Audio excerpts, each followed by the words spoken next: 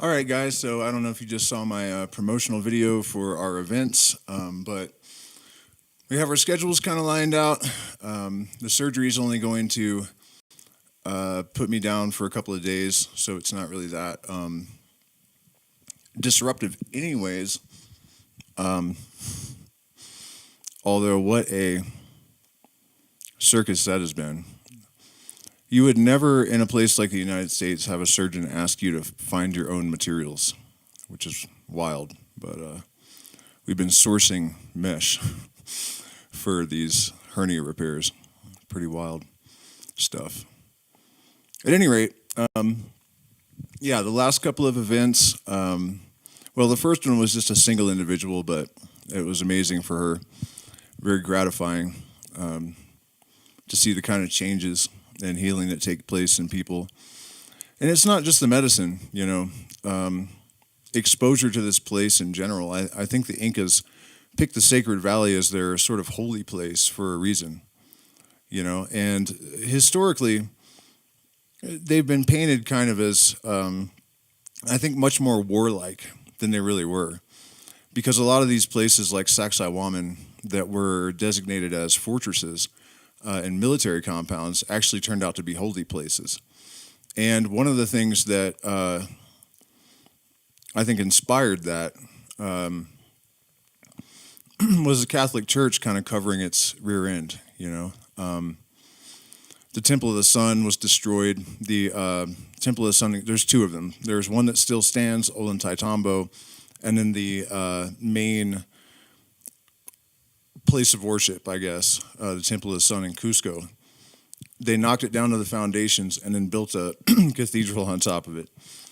But at any rate, I think the reason they painted places like Sacsayhuaman as fortresses is that they killed everyone there. And they weren't soldiers.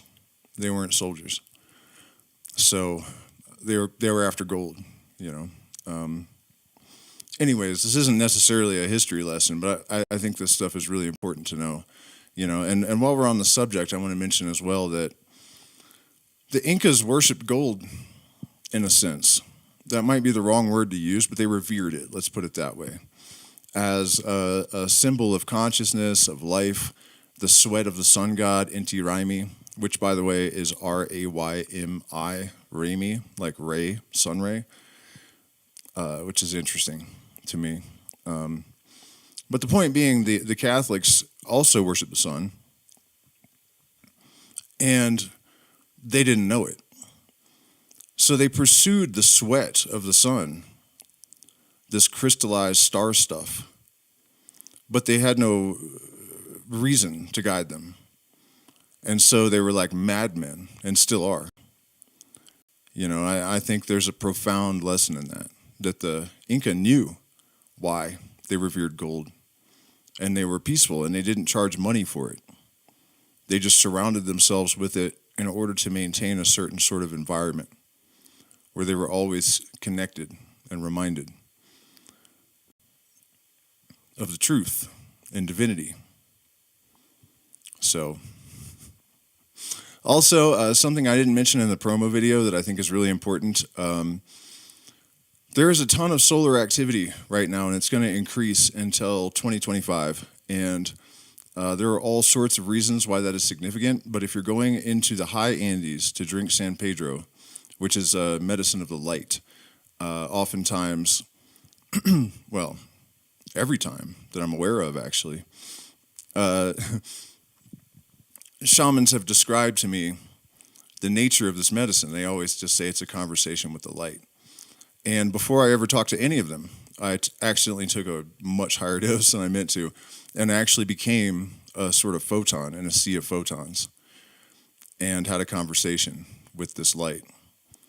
So it seems to me to be literally true, that these medicines, from our point of view, from a Western point of view or a modern point of view, we have filters in our nervous system that reduce the amount of sensory input to something manageable, right? So different psychedelics deal with different spectrum.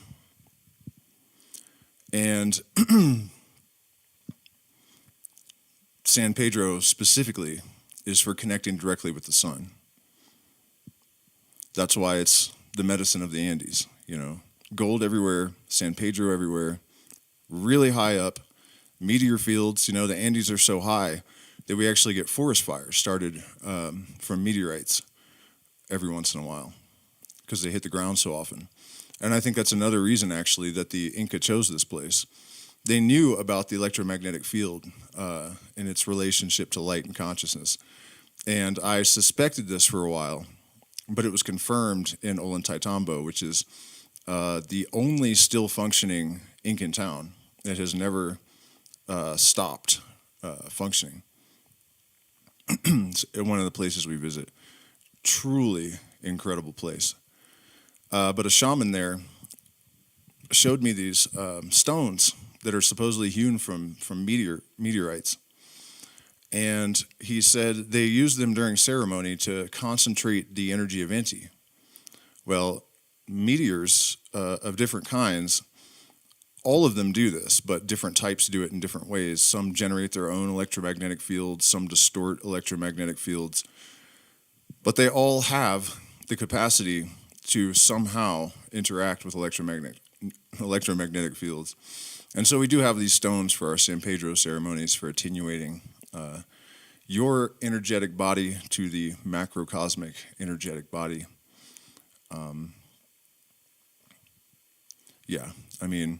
Tremendous place. It's an absolutely tremendous place, and we're going to be here until April, at which point we're going to Manu, where we're going to have another event, and we're super excited about that one as well because Manu is one of the most pristine and intact parts of the rainforest. The large species that are absent in a lot of the frontier towns, the border towns of the jungle, like giant anacondas and macaw and everything you can name, are still pretty abundant there. Jaguar are fairly common to see. There are 33 tribes. We'll probably have Ashaninka guests mostly. But once we get down there, I'll start interacting with the locals, and we'll have some surprises, I'm sure. So that's super exciting. Let me check in with the chat and see if you guys have any questions for me. Some of it, because of the rules here on this platform, you'll have to email me about, but I can speak on things generally. Wow, we're a small group tonight. So I don't know. Do the few of you that are here have anything to ask me about this, or shoot me an email?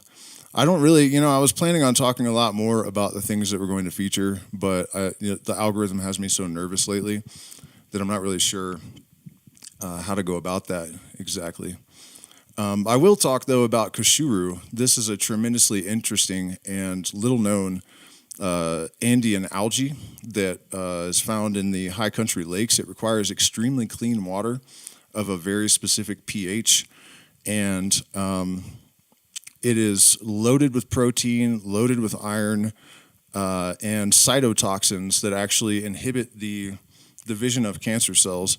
So it won't necessarily cure cancer, but it will stop it from developing and slow it and possibly even neutralize it. There needs to be more research done. This is not medical advice algorithm. But you can find studies on Kashuru, also called the caviar of the Andes.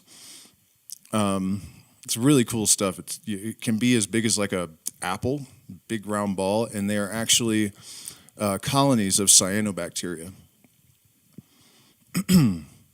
And so we serve that in salads and on the side with meals. We also make pancakes occasionally that are made of coca flour and lucuma flour. Lucuma is a fruit that is eaten a lot here. You can also make flour with it. But coca actually has a tremendous span of applications for different therapeutic things. If you watch my coca pancake video, I actually put a scrolling list of all of the alkaloids and what they do, and it's absolutely extraordinary that it has so many of these compounds in it. And then also, I think it's the highest plant in calcium, which is interesting because the alkaloids require an activator, and calcium is commonly used activators. So it's like nature knows what its entourage of alkaloids needs to be in order to maximize efficacy. It's really an incredible thing. Another, even beyond plants, minerals do this as well. And the old Hermetic belief, anybody that's read the Kybalion or studied Blavatsky or talked to an indigenous person or, even without all that, I think if you just pay attention enough to nature, you can see this if you're not indoctrinated too badly. But Shilajit, it helps with altitude sickness, and it's only found high as hell up in the Tibetan Andes. There is an integrated intelligence that is ubiquitous throughout nature. And at these events, that is one of our main objectives, is to help people to cultivate a dialogue with what I call the universal mind, to be able to see it, to read the allegories of the book of nature, to maintain a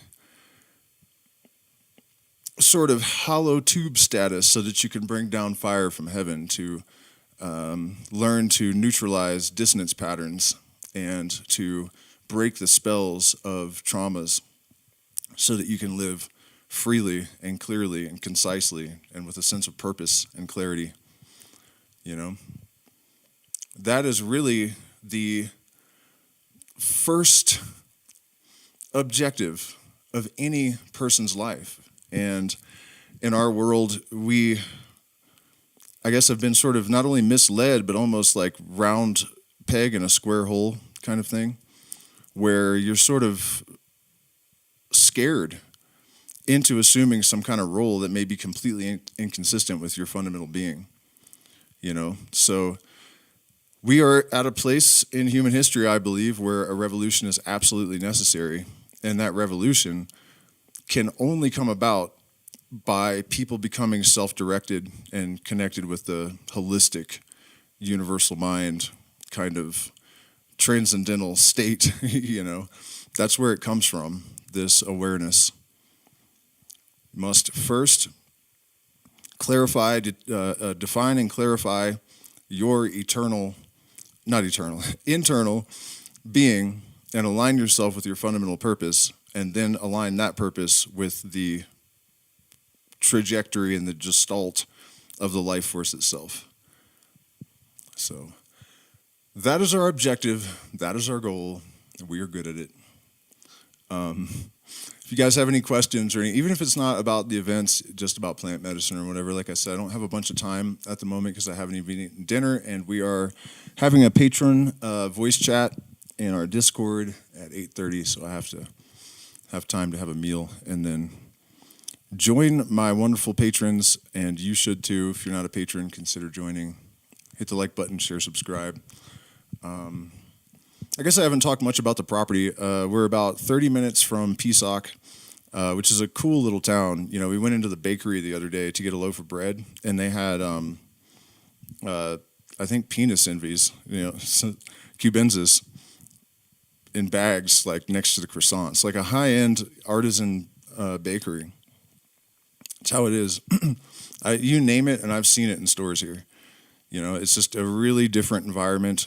The locals are very welcoming. In some places, indigenous groups in South America aren't always super happy to see foreigners around, to put it mildly.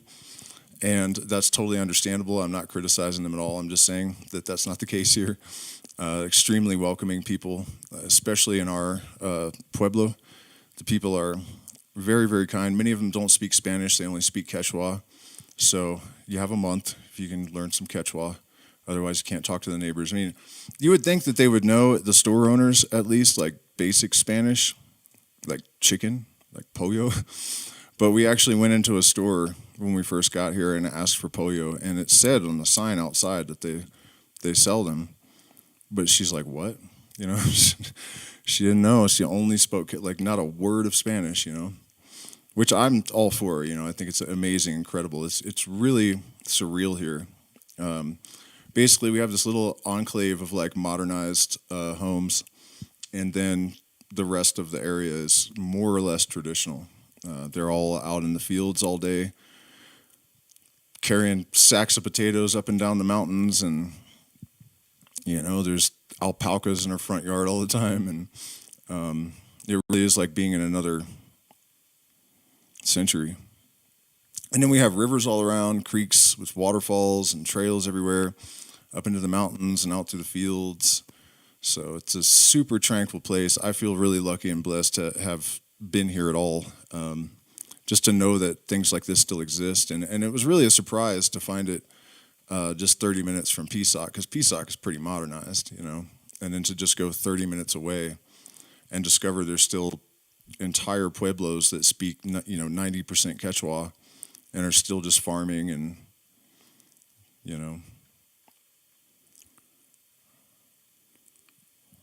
In fact, I saw some of them at 3 hours away in another town, this group saying they discovered morels and that they could sell them for a good price. And they're like, we made it out of poverty with this one. And I'm like, I don't know if that's what you really want. You guys don't, maybe they know how good they have it. But after seeing the tranquility and, the happiness, how friendly people are and just curious, the idea of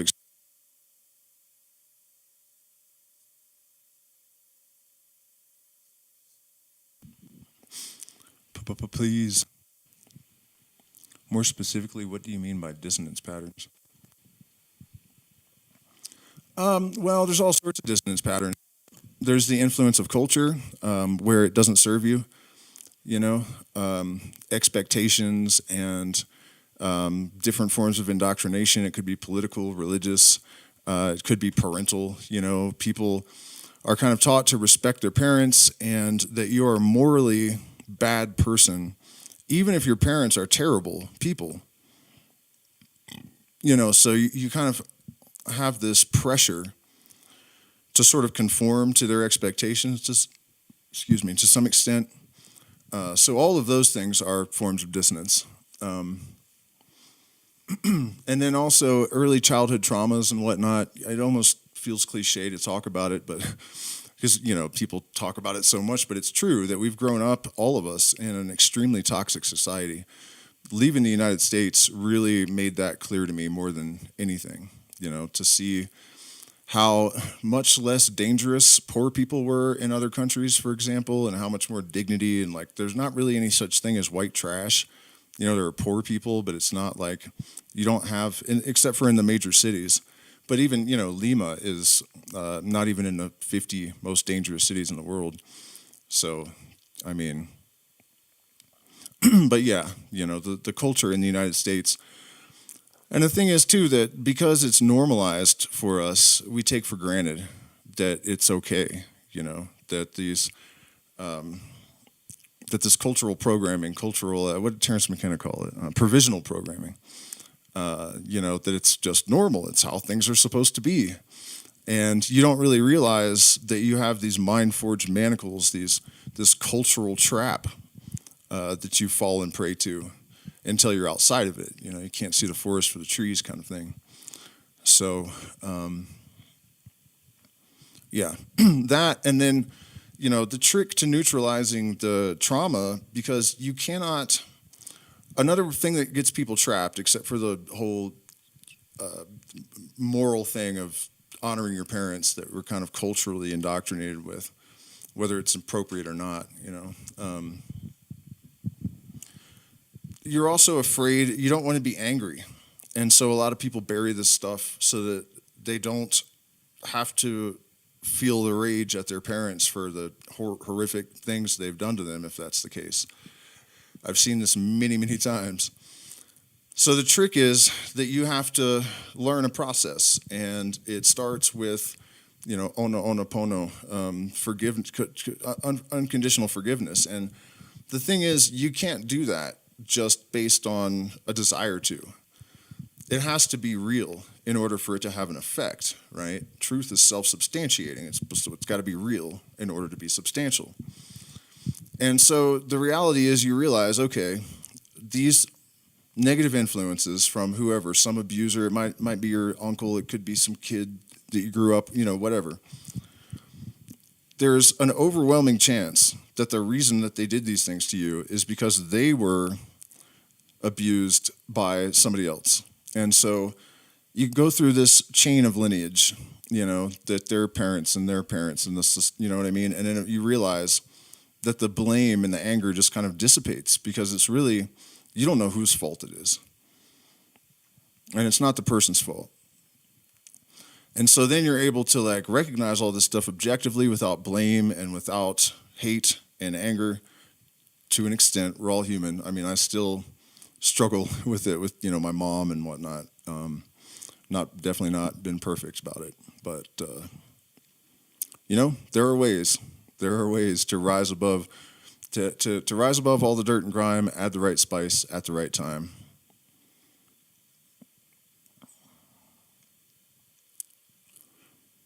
That's basically it. I mean, there's more to it, but we would need a lot more time than we have.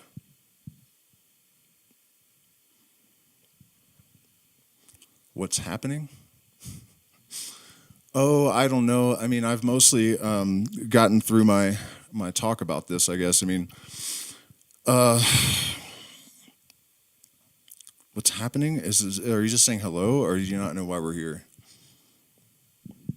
So anyways, February, March, maybe the first 2 weeks of April, Sacred Valley, May, in Manu, the entire month.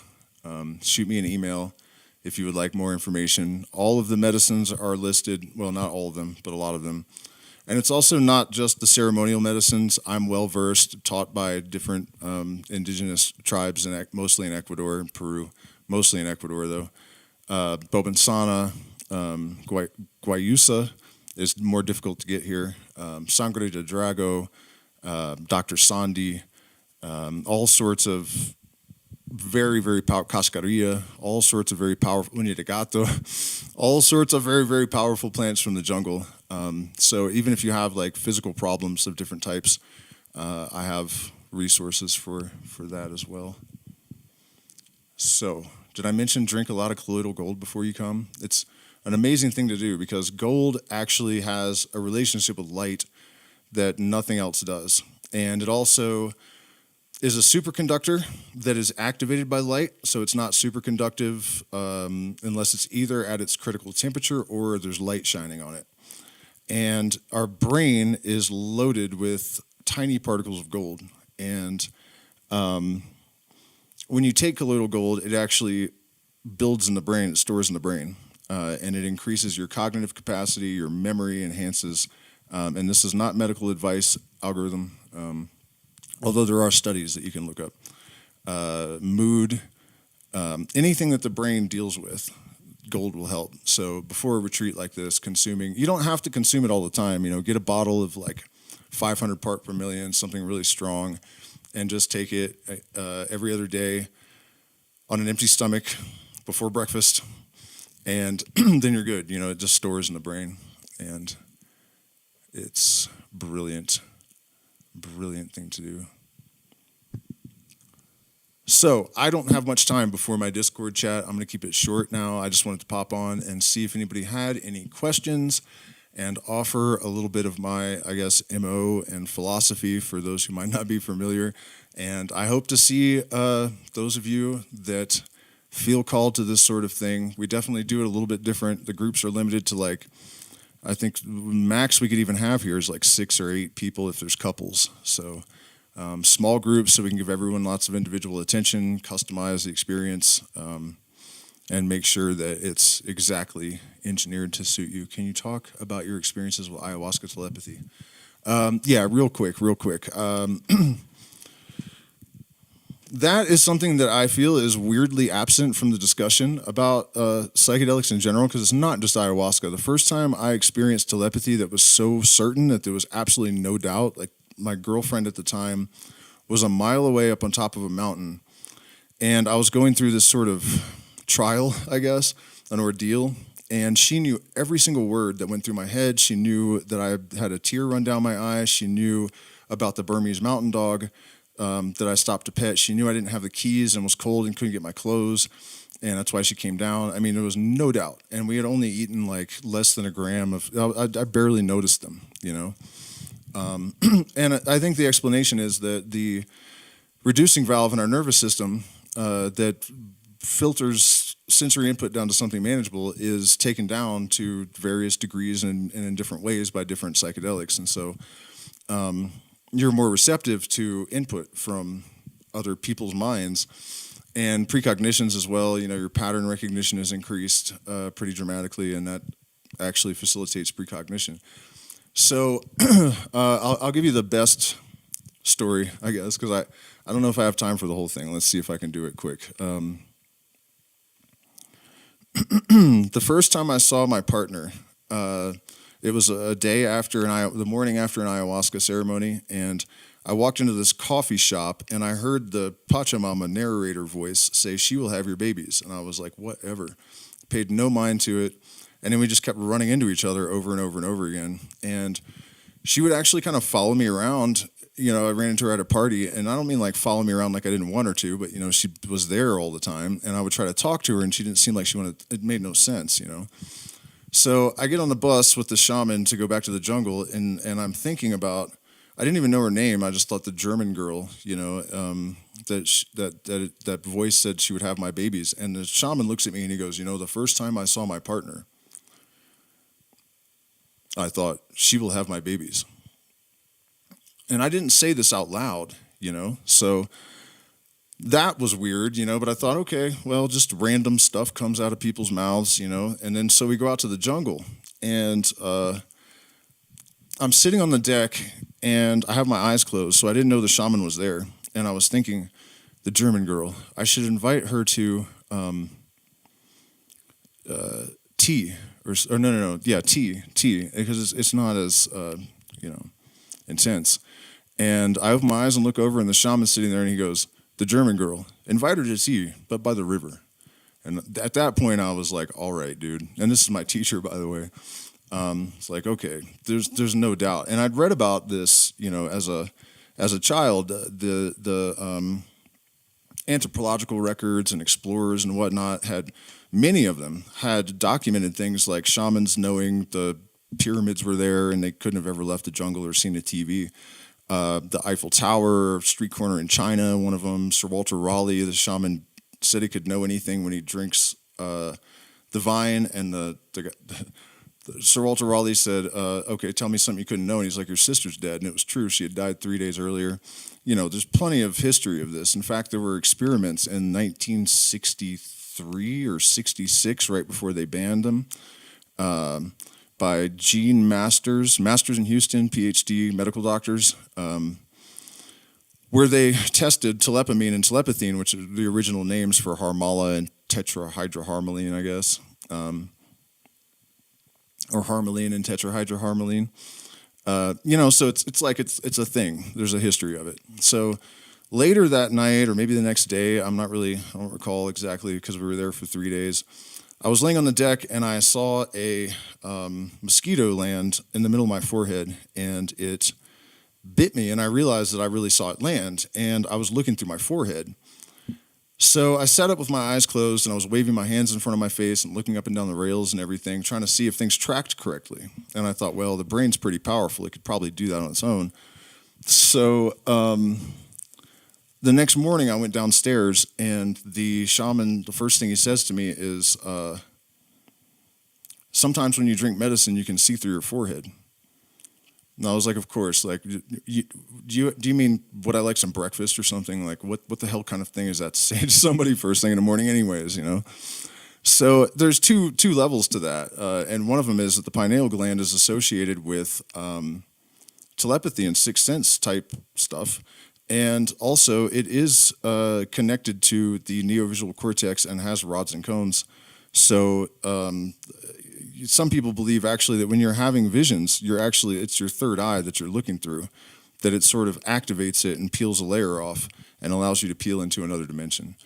And my experiences support that. In fact, the final bit that I'll share, even though it's pretty gnarly, on the third day, as I was leaving the jungle, the shaman stopped me and he said,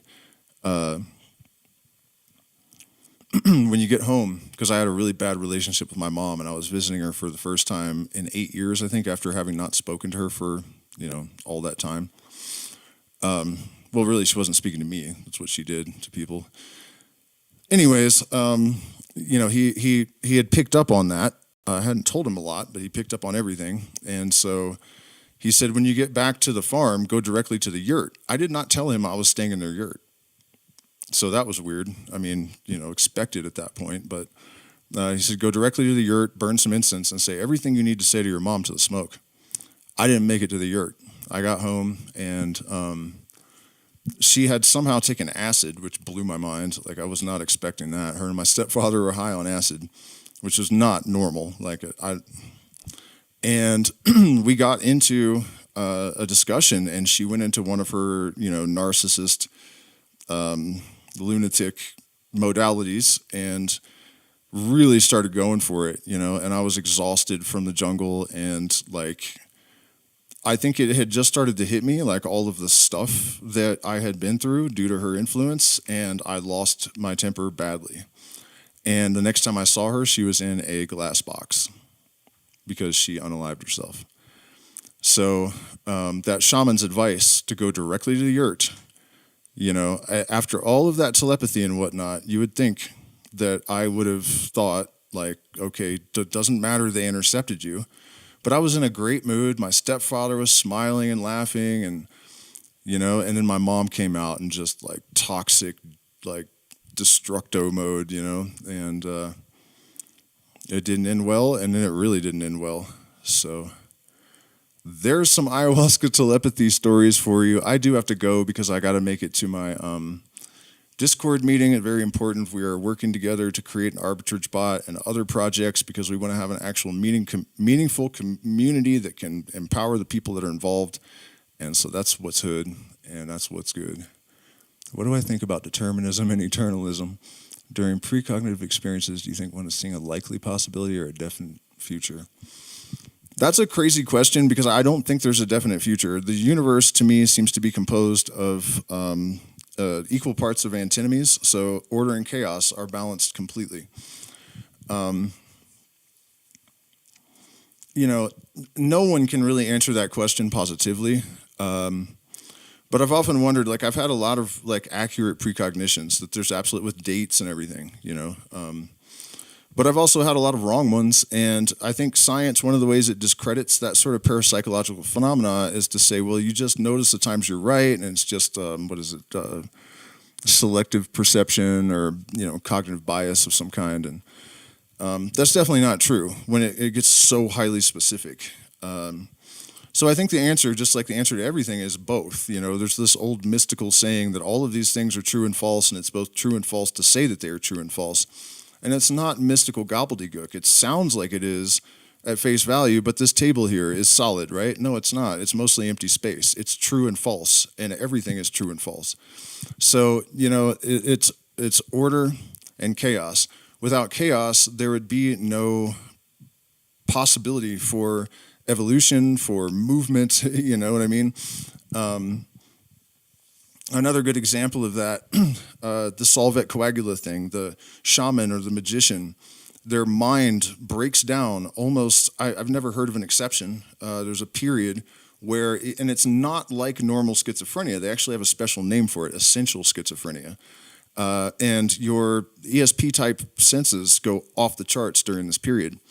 And it's a breaking down of the mind because you can think you have a rigid system, it has to loosen. Chaos has to enter in order for it to reconfigure itself and coagulate again in another form, right? So that's the sort of structural necessity for this. So I think that some precognitions are absolutely certain because there is order, but then others not so much, I don't think the variance in the system from chaos is it's equal, but it's not exactly balanced in a sense. It's difficult to explain because I wasn't planning to explain this. So give me a second to think about it.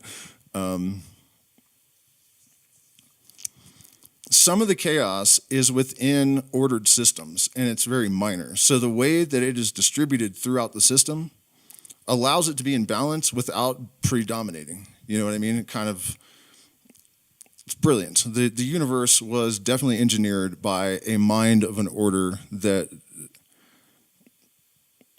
You guys know. You've been there before, I think.